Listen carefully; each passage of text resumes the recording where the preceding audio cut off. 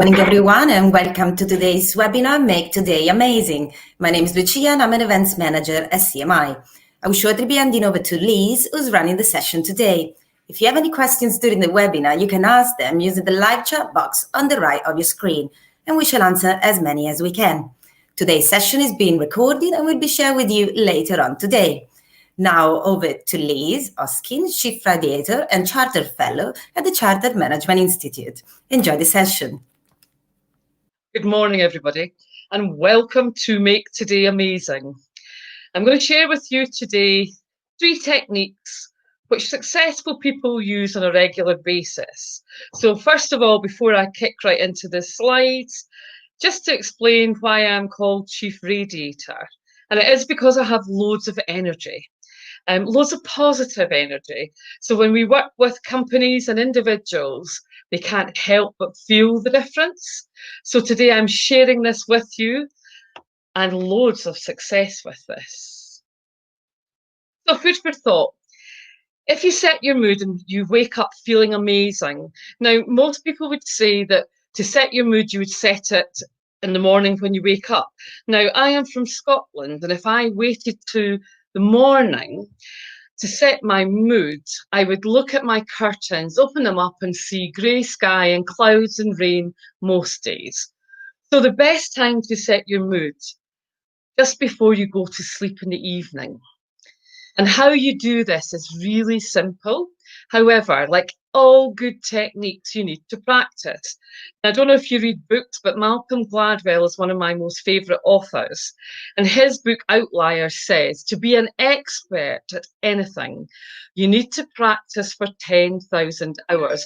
Now, I'm not suggesting that you should do 10,000 hours on your mood technique. However, a few evenings setting it and you will get there. So I'm just going to explain it very quickly so that you get an idea. So to set your mood, when you get to bed this evening, if you lie down in your pillows and just get into that most amazing feeling place where your pillows are comfy, you're in a comfortable position, and then all you need to do is close your eyes. Now, you're not going to sleep yet, but what we're going to do is a bit of deep relaxation.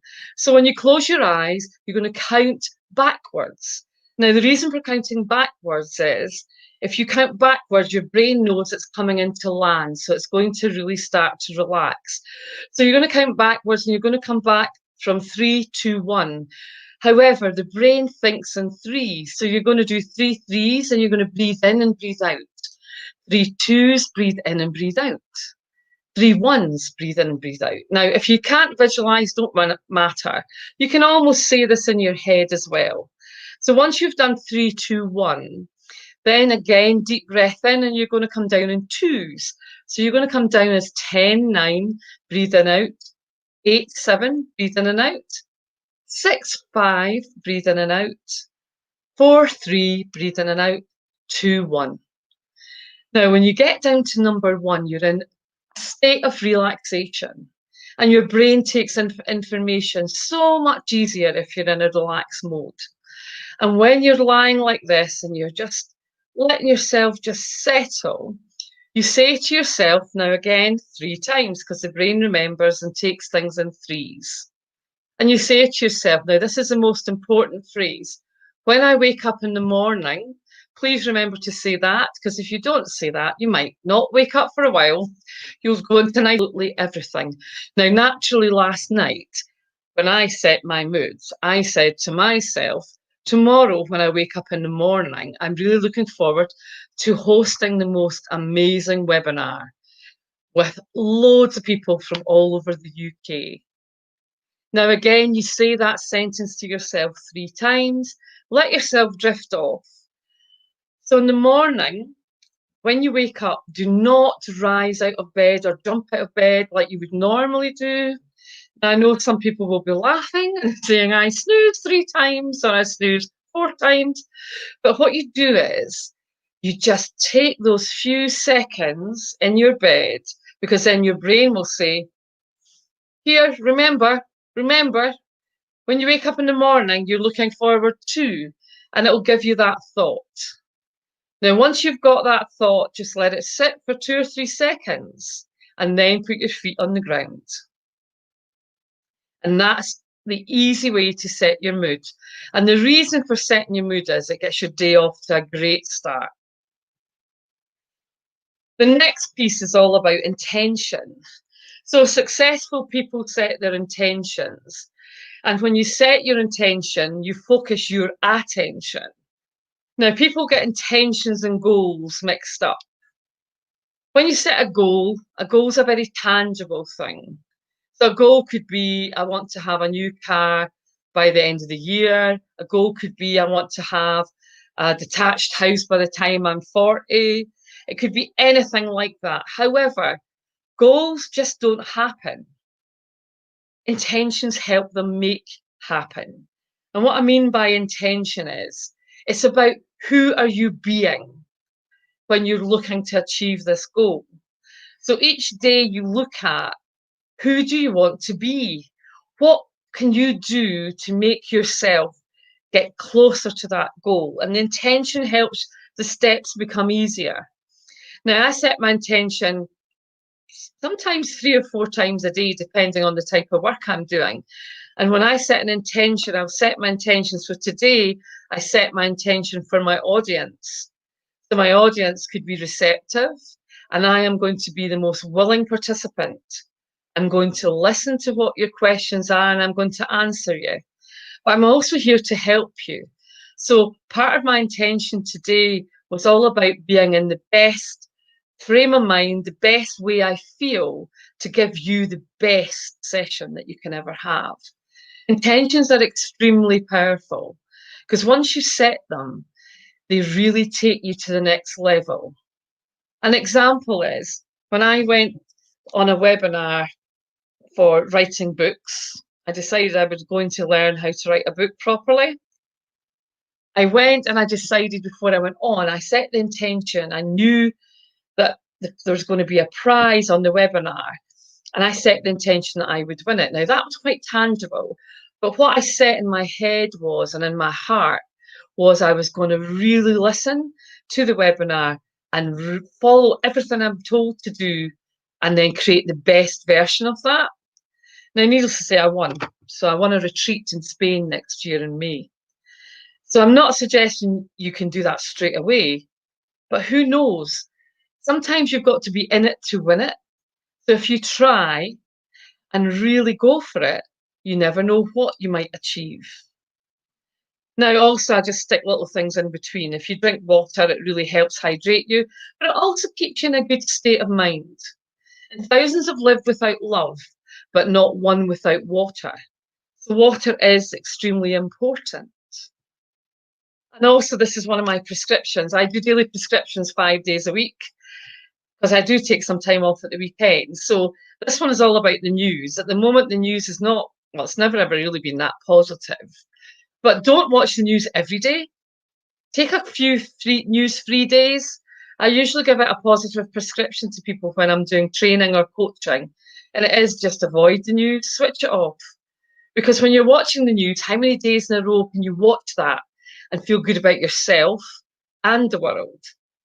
So it's a really good technique. And people say about the papers as well. I'm not a big newspaper person.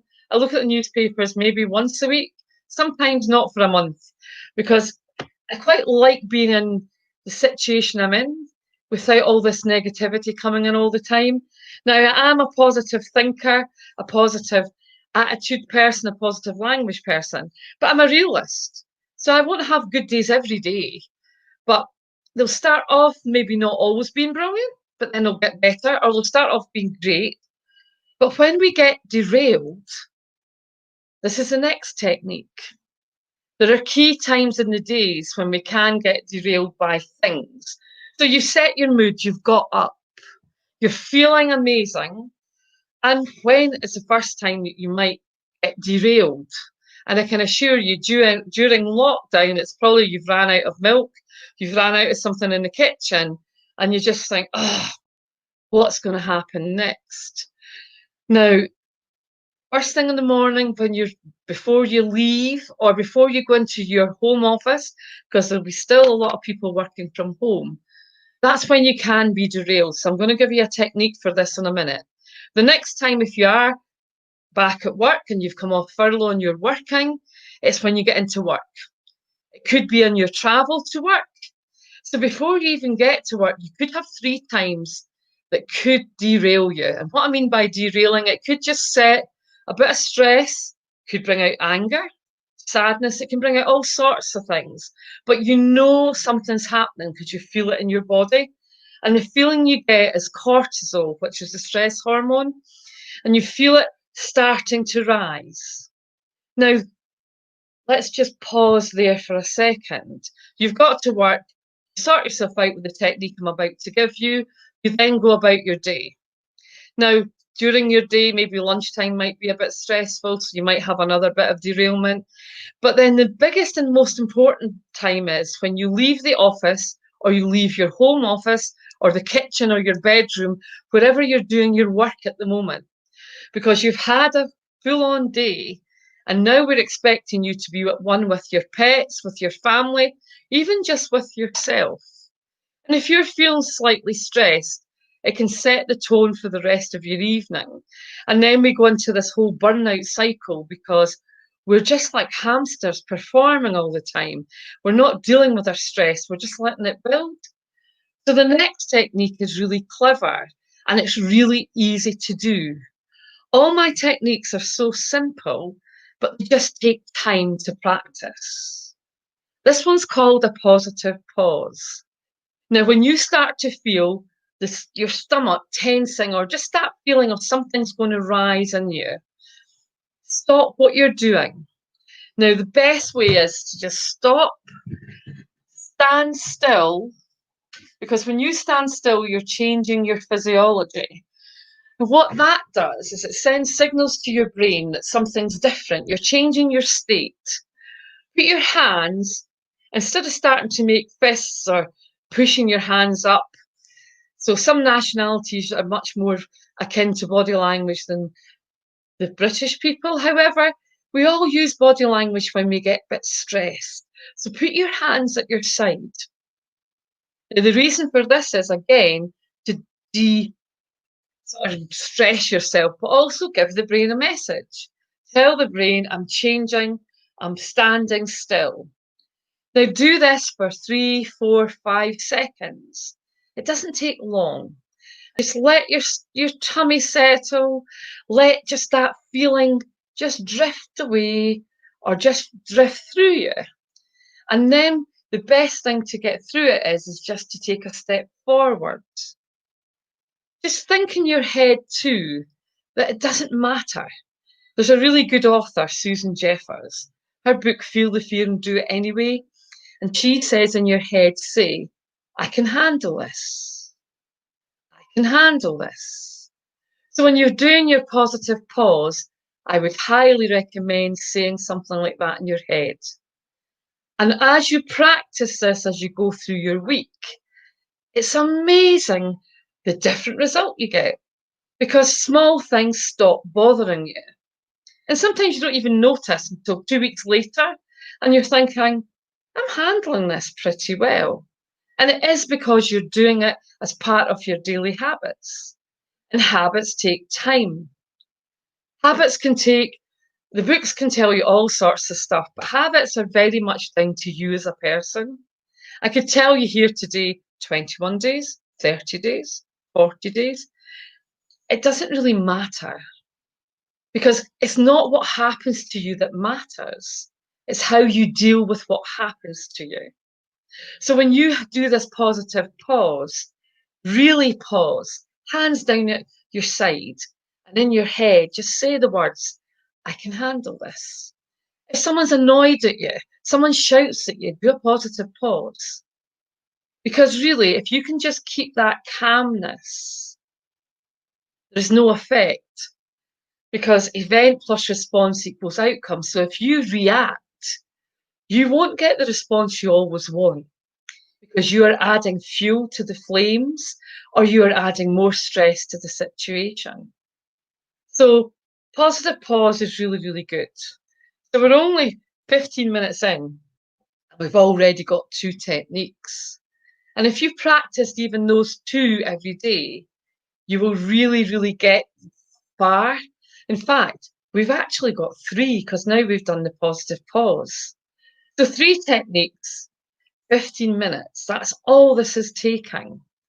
So I've put in another one because I felt value for money, but also this one really made me think, especially during lockdown, because we were told to go out and about and walk, go out and about up to about an hour a day walking. So this one's called the mental pause.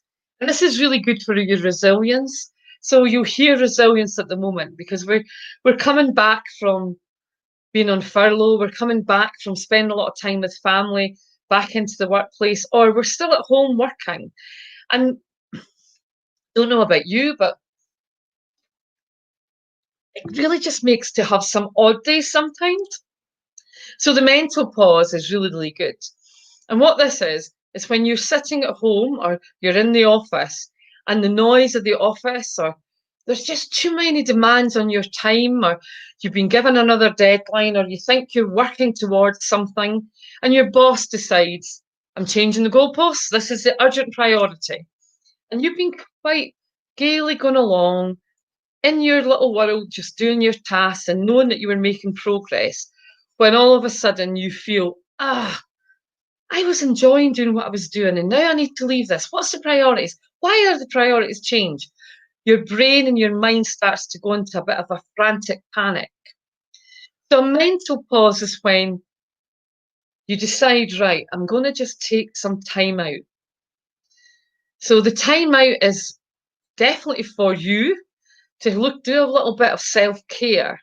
And the mental pause is, it's almost like when you're listening to a track on Audible, or you're listening to your music and you hit the pause button. This is what this does. So when you are feeling to that point that you just think, I don't know, or I'm all mixed up. I had a situation yesterday where I'm working on 5 projects, and in between the 5 projects, I got an email coming in. Did I expect it? I probably did expect it to a certain extent. However, it kind of came in and it gave me a bit of a rattle. And what I mean by that was, it was another thing to add into a project, and I just completed the outline. So of course, straight away, more work, and the kind of feeling of, here we go again. Is it going to change? And then I thought, right, wait a minute. Don't even react. Take a moment. So I just pinged an email back saying, thanks for that. I'll have a look at it and I'll come back with my thoughts. And then I took 20 minutes out. I just went away from the office, because I'm still at home. I'm working in my rather salubrious dining room at the moment.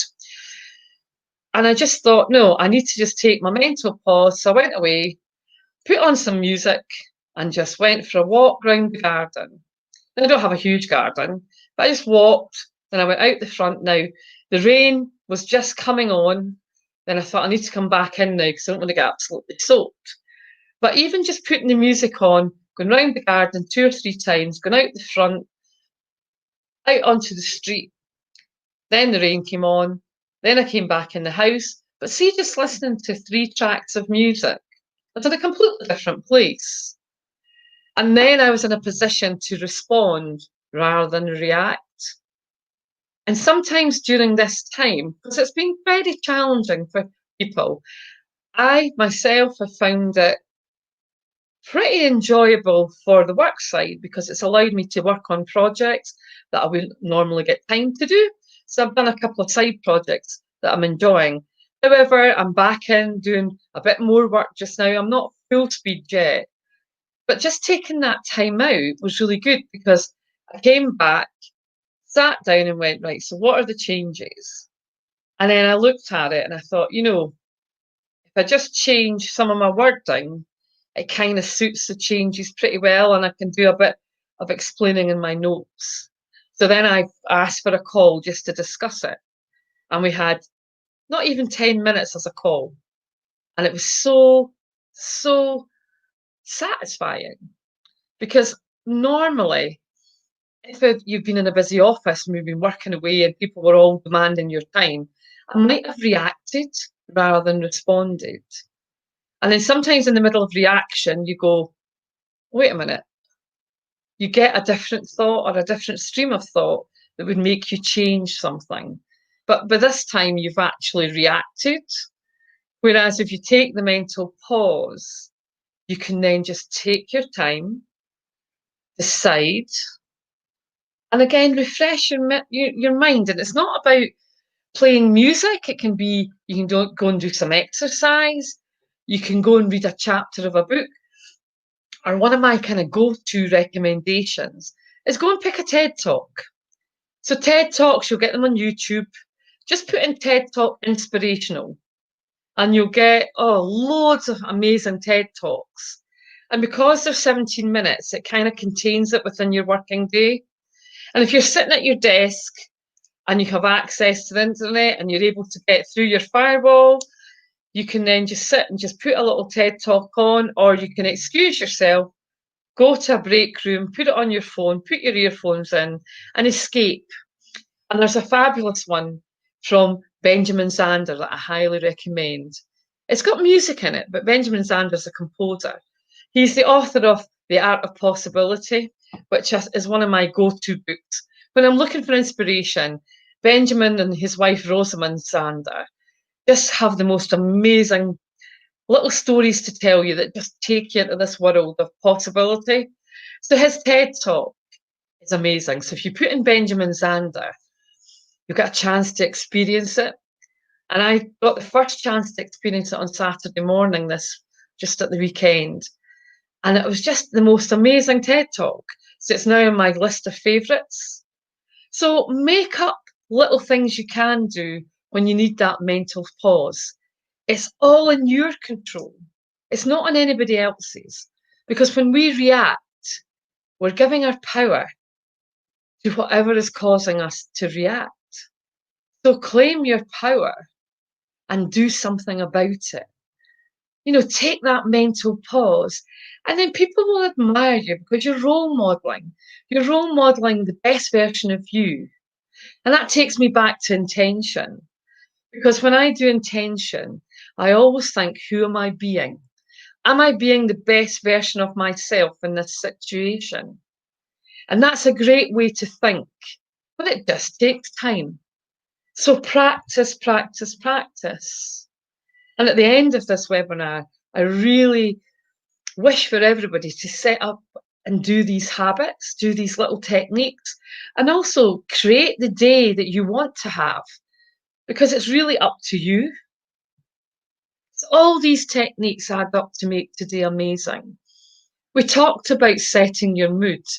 So the mood is the evening before, but you can also set your day up the evening before as well.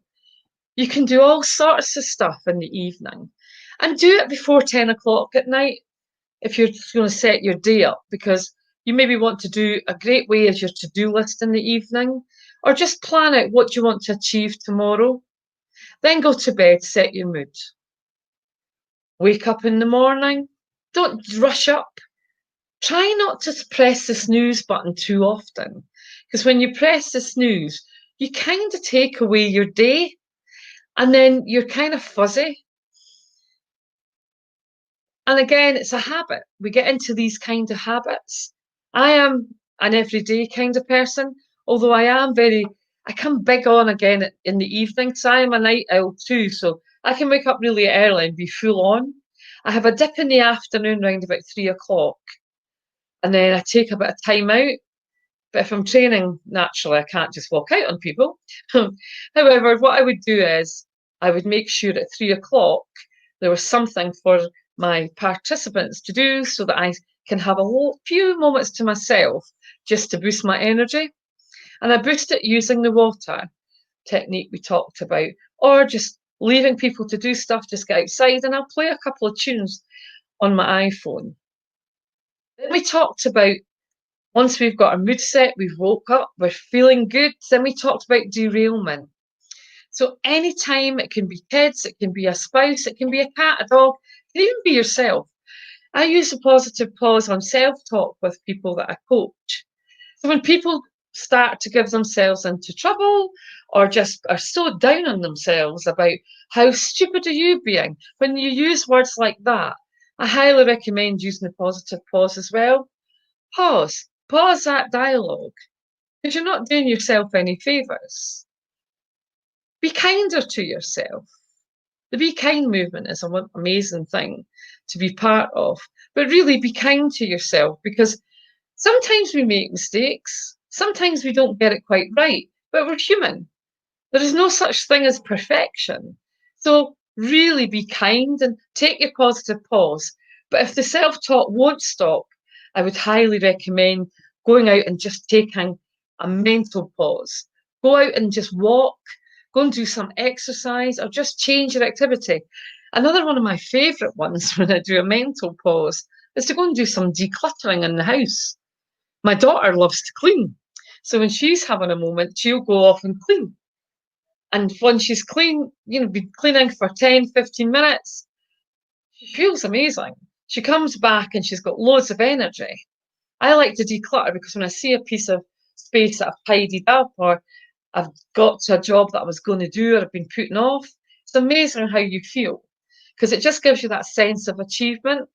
And with a sense of achievement, it gives you more power, it gives you more energy, so you feel you can do things. Then when we talked about mental pause, we then went into thinking about putting all this together to wake up and be amazing. Now, you can set your day up for success every single day. Every single day. Because after all, the choice is yours. Every day we're met with lots of different choices. And I do a thing called daily choice, especially for leaders. And what I mean by a daily choice is we've got a daily choice to be a specific way, or we've got a daily choice to be a role model, to display trust. If you're working with teams at the moment and they're remote, you have a daily responsibility to your teams, especially much more when they're remote, because you need to bring out more of the authentic person, to really encourage your remote teams, because sometimes there's a bit of a disconnect. I've been speaking to leaders over the last 2 or 3 months, and what's missing is empathy, compassion, and trust. And it's because leaders get quite taken up with what they're doing, and sometimes they just forget that just by spending some time with the remote team, because it's okay when you're in the office, you can have an open door policy. However, when you're sitting at home, an open door policy is a bit more challenging. So sometimes it's nice just to invite them to a coffee, and invite different members of the team. And it's not about you picking on people. It's about, look, I would love a quick catch up with you. So this Thursday at 10, do you want to meet me for a virtual coffee? And if you really want to show them what a great leader you are, send them a little mug and some coffee and a cookie or a biscuit or something through the post, so they've got it ready, or deliver it to their door in a little comfort package. Do something that just takes you out your norm, because leaders really need to step up at the moment. And we're working different ways for different situations. So really at the moment, if you're an adaptable leader, you're going to really succeed. If you're a positive leader, you'll really succeed. But if you're a leader who likes command and control, or a very push leader, you're not going to fare as well, because people won't feel the compassion, they won't feel the empathy, and they won't feel the trust. So quickly taking you back to make today amazing? What will you do as a result of this? What are you going to do and add it in each day? Because sometimes all you have to do is take one step and then add it in. Keep doing it for 2 or 3 weeks and add in the next one. We're not asking you to change immediately. Now we're open for questions. Lucia will be coming back and I'll happily answer any question that you have.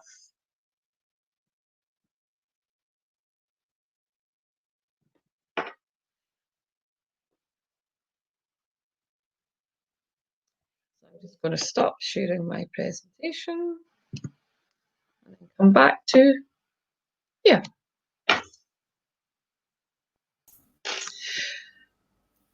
I thought there was a little issue with the microphone. Thank you, Liz. What a lovely message to start the day. We have a few pre-submitted questions from our audience. First one is, how do you maintain this motivation each day? Okay, so something I said on the webinar, you need to plan it into your schedule. And you know how we plan our meetings, we plan our lunches, we plan our holidays, planning your motivation. And what I mean by that is put in the little things. So I was saying on the webinar, planning your TED Talk, planning your space to listen to music, read a book, but plan something in that is really important to you. Because at the end of the day, if you can do that, it just makes everything work for you. I'm thinking what else. Also, check in with yourself during the day. So when you feel you're going into a bit of a dip, do something about it. And I'm back to drinking water, or do something just to change up from your seat and have a walk. But check in with yourself and just check those feelings to see if you can do something about it. Hope that answers your question. Thank you. Next question. Even when one has lost a job, receiving no support from friends, how can one still make his or her day amazing? So here's the thing, when everything happens like that, you need to look at what has happened, you need to acknowledge it, and then you need to decide. So you need to choose what you're going to do about it. And this is hard because you're maybe reeling because you didn't expect to be made redundant or you didn't expect to lose your job. But if you stay down sort of wallowing in it for too long, it's very hard then to start coming out. And then you have mental health challenges. You might have a bit of depression. You might feel that your self-worth has fallen. So what to do is just set yourself a challenge. Set yourself a challenge that you're going to do over 21 days, something every day for you. Now, it's something personal to you. Suggestions or recommendations, it could be every day I'm going to get up, get myself ready, because that's a huge thing. Just before I started my business, I had clinical depression. Now, the thought of getting up in the morning was just dreadful, absolutely dreadful. But what I did was, even when I was at my lowest point, I got up. Now, I'm not going to say I was all made up with makeup and exactly dressed the way I wanted to be, but every day I got up, I might make it to the couch, but I did it. I did that every day. And after 2 or 3 weeks, I added something else in, but my brain took a lot longer to come back to me. Now, I'm sitting here today as living proof if you do that kind of thing, it really helps. So set yourself a little challenge and don't beat yourself up. Get a checklist, make a checklist of things that maybe make you feel good. Watch a TED Talk, read a book. But if you don't feel like that, get a really trusted advisor or a trusted friend who you can talk to. Or if you don't have a lot of friends, what you can do is imagine you were someone else. So imagine you have maybe an icon or someone who really inspires you. Imagine you're that person and ask yourself, what would they do? I used to always ask, it was quite funny. I used to always ask, so I have a few kind of people that I look up to and I think, yeah, I'd quite like to do some of their things or I'm very interested in them. So if I'm writing, I would pick a famous author. So when I write, I always think about Malcolm Gladwell because I just love the way he writes. And his writing is really disciplined. And the 10,000 hours from Outliers really made me think that if I really wanted to be a writer, I need to do 10,000 hours. Now, I am writing at the moment. I'm an aspiring writer, I would say. But just by doing that and putting it into my schedule, it made me realise, oh, I can do this. And also, I used to say I was a workaholic. Now I say I'm someone who loves to work. I am someone who loves to work, because I do. I'll never retire. I'll always keep going. So back to your question, even though you've lost your job and your friends maybe don't want to be around you, there are lots of things you can do. But if you're really struggling with something, please drop me a line. My email address is liz@positivequalities.co.uk. Just go for it. Send me an email and I'll have a chat to you. Because sometimes that's all you need is someone to reach out to you. I hope that answers your question. How to implant positive thinking to a person who is financially broken? Okay, so financially broken, even the words suggest loads of negativity. But financially broken is a lot of people at the moment. A lot of people are struggling. And even people who are pretty successful can be struggling with money at the moment because they don't qualify for the different funding that's been out, or they don't feel they can even go and ask for help. So what I would highly recommend is look at why you are financially struggling. Sit down and do an income and expenditure. Now, please don't shout at me. But sometimes just by getting things down on paper, they don't seem so bad. If it really, really is bad, then you need to seek out help. You really do need to seek out help. So you can phone Citizens Advice, and Citizens Advice are absolutely brilliant at sitting down and maybe getting you to places that you never heard of or you don't know about. You could also do, once you kind of acknowledge sometimes though that you are in financial difficulties, it just makes you not feel so bad. And don't fear, because when you fear, it kind of makes you stuck. So what I would say to you is this is one time in your life that you need to push through. Now, I'm not imagining it's easy, and I'm not going to say it is easy, but by pushing through, checking out some of the organisations, so there's things like Citizen Advice, you speak to the Samaritans. Even though you maybe think the Samaritans are all about maybe suicide and things like that, sometimes just someone to speak to. If your company had or have an employee assistance programme, give that number a call or reach out to someone that you know you can trust, someone who's not going to judge you. Because the last thing you need is someone judging you at this time, because you really need someone who's supportive. Now, and you might really, it's maybe not your fault either, because when COVID hit, a lot of people lost their whole income. A lot of people lost work, or they went on to furlough and then they were made redundant. There's so many things just now, but seek out advice. Don't just sit there. Work out what you're going to do. There's lots of little free courses and things you can take just to help you on the financial front. There are a lot of financial advisors that would give you some time for free just to sit down and go through your situation. Because sometimes when change happens like this, because it's forced on you, it's quite hard to take it on board. But what I would highly recommend you do is sit down, acknowledge it, write it out, and then write out to yourself a little letter of what you would do if you were telling a friend. Write something down that just maybe changes your mindset slightly to enable you to ask for help. And remember, asking for help is not a sign of weakness. It's a sign of total strength. And more people need to do it. I hope that helps. It is an awful place to be. But I would say to you, when it's finances, especially if you do own a house or you do own a flat and things like that, don't put it off, but speak to your mortgage lender. Write a list of all the people you can speak to tell them what's happened.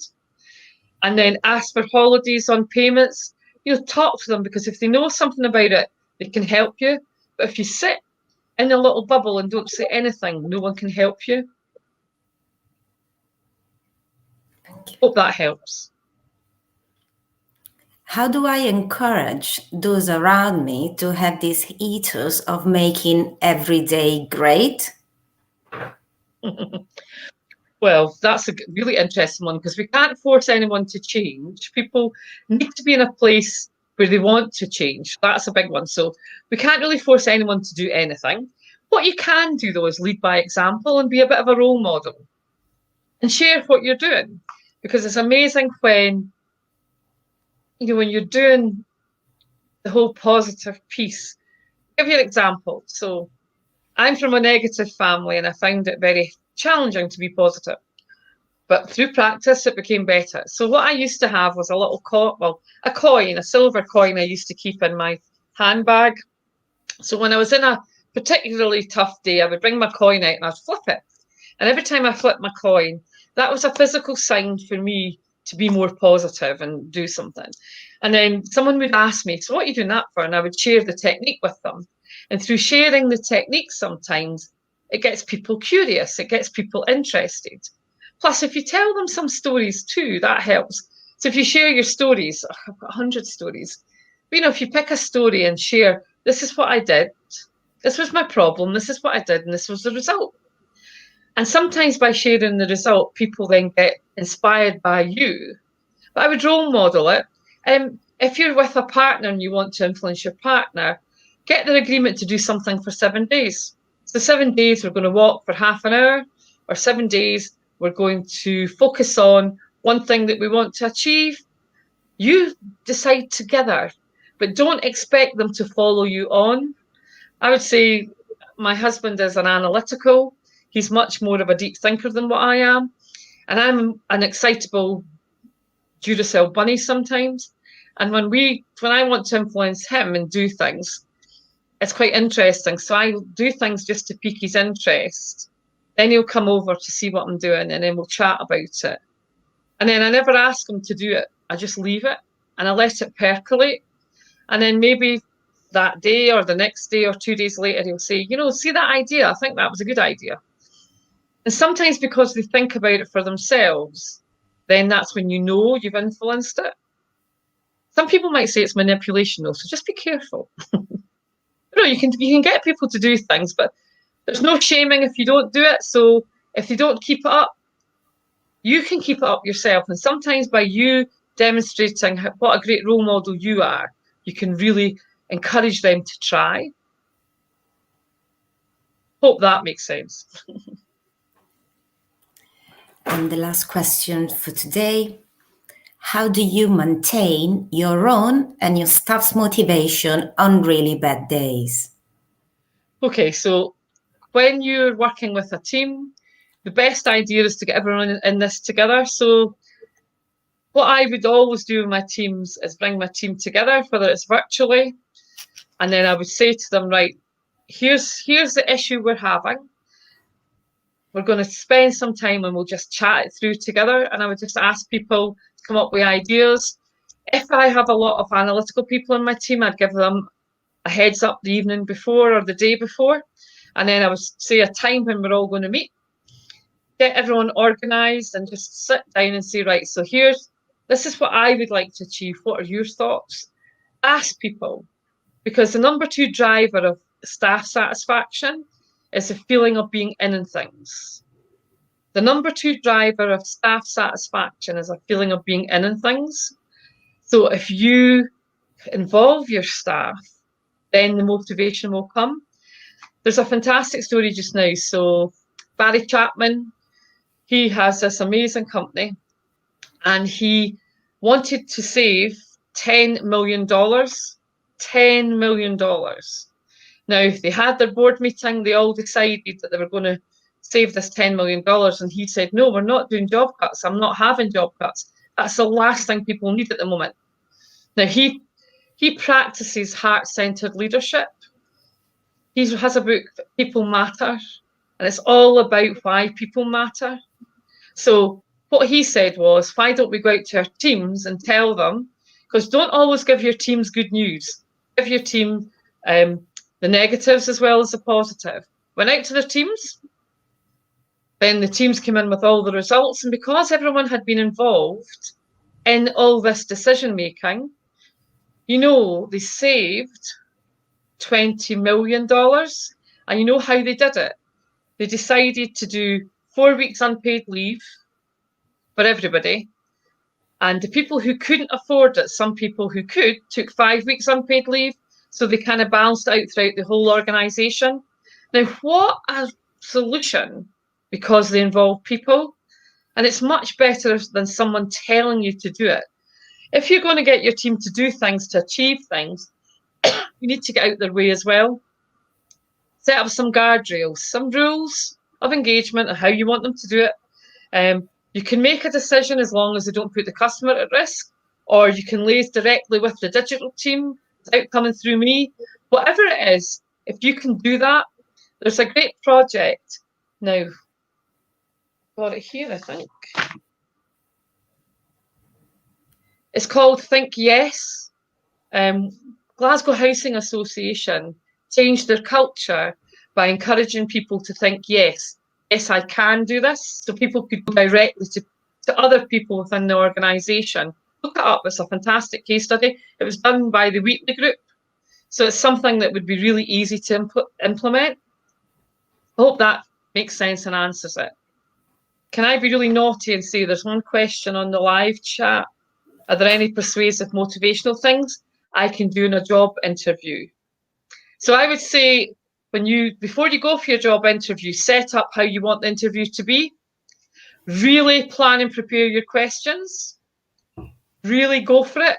So I would plan and prepare your questions. I would look at, depending on what the job title was, have a look at what they're expecting from you and have your stories ready before you go in. Don't wait till you walk into an interview. Do all the planning and prep before you do it. Run it over with a friend, and don't run it over once, do it 2 times or 3 times. Be really well prepared, because what happens is when you walk into the room, you give off an air that you're organised, you're prepared, you're ready. Also, wear something that is what you really like and you feel good in. Female, male, wear the best aftershave, the best perfume that you like. Just something that is you, not overpowering, but just something that is you that makes you feel good. And on the journey, do a dummy run before you go. But questions in an interview, I would be very full of empathy and ask an interviewer, what would be your ideal day? Or what's your ideal day in the office? Or what makes you work for this company? Why do you work for this company? And listen, because whatever they tell you, that is gold dust. And then you can put it into your conversation, or then you can think up something about that makes you match it, because you're looking for commonalities. You're looking for things that you have in common. So definitely ask some questions. But the biggest piece is not during the interview, it's before it. Because if it's like back to the mood setter, if you set your day up, you set your interview up, it will go well. And don't have the self-talk that says, oh, this is going to be terrible or stressful.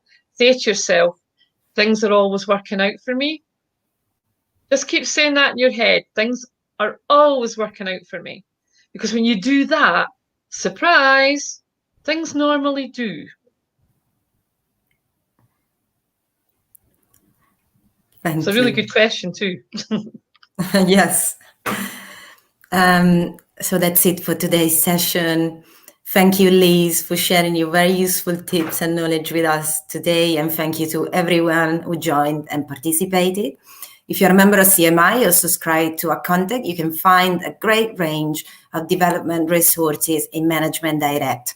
To log into Management Direct, you can visit our website. If you're not yet a member, please join our community to get full access to practical tools and materials to apply your learnings from today. You can also sign up to our free CMI newsletters for the latest trend and tips for managers and leaders. I'd like to wish you all a great day and a very positive day. Thank you so much, and thank you, Liz, once again. Thank you.